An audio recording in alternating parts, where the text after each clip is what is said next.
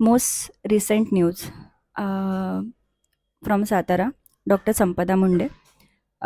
First, it is the rape case.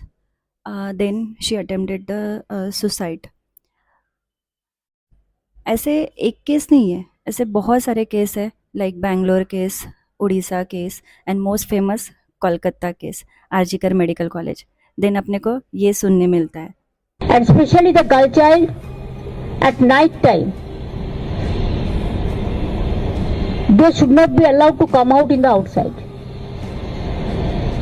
They have to protect themselves. तो recently हम कुछ friends साथ में बैठे थे, तो डिस्कशन चल रहा था कि स्ट्राइक कर रहे अपन, जैसे कोई भी केस हुआ या कुछ हुआ, सपोर्ट में doctors, SR, junior resident, MBBS doctor सब स्ट्राइक करते हैं just to get the justice.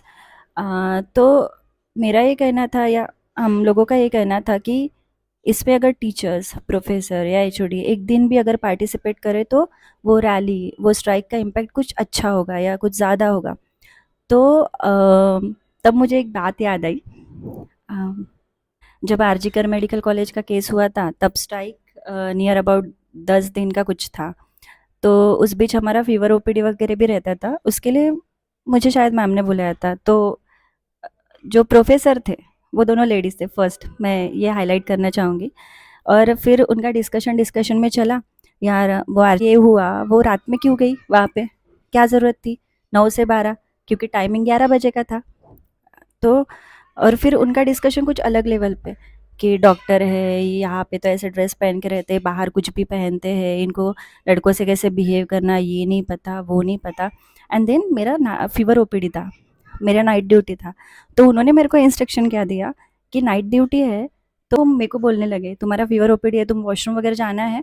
तो fever OPD medical OPD building में रहता था एंड कॉलेज बिल्डिंग में वॉशरूम है। तो रात में निकलना मत बोले, 2-3 बजे पेशेंट ऐसे रहते वैसे रहते। अब मैं, और उसके अलावा भी उन्होंने बहुत कुछ बोला, बट मेरा ये कहना है कि भाई फिर 9 to 5 ही जॉब कर दो ना।